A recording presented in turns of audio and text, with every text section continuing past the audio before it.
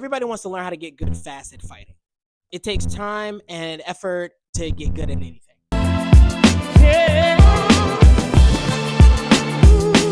In this video, I'm going to teach you 3 methods that have helped me learn how to be as efficient as possible so that I'm not wasting any time or energy in my training. When people first come to me, the first thing they always ask is how long it's going to take to get this. I always tell them the same exact thing. It takes as long as it fucking takes. I'm tired of this, Grandpa. That's too damn bad!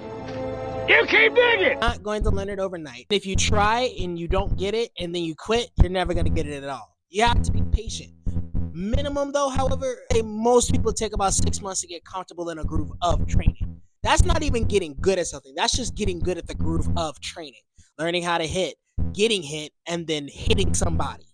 I want you to take an approach like Miyagi. Train like you don't have health insurance. You don't move very fast. Move fast enough.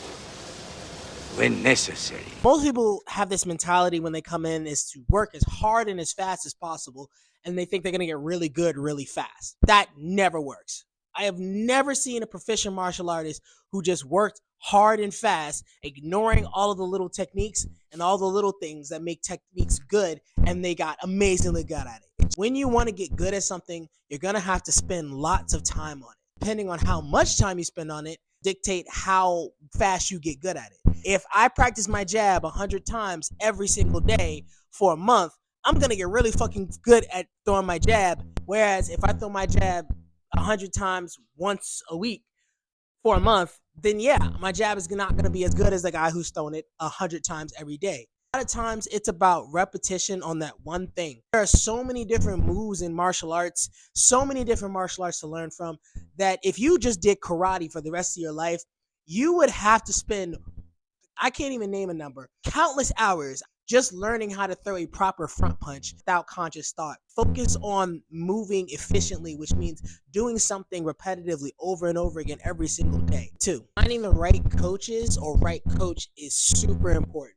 Anybody can teach you how to throw a punch. Anybody can teach you how to throw a kick. But finding a person who is the best fit to help you refine those punches and refine those kicks is super important. State that just because a place has a track record of producing champions in fighting does not mean that it's got a good track record of martial arts. Fighting and martial arts are 2 separate animals, but not every place that has great coaches in fighting will have a great coach in martial arts. Granted, if you're trying to compete, go with the place that has a track record of successes with fights. But if you are just someone who is trying to learn martial arts and or self-defense, you need a place that can help dedicate its time to you, because a place that is more geared toward teaching people how to fight or teaching people to fight for competition is going to move pretty quickly. It's going to move very fast paced.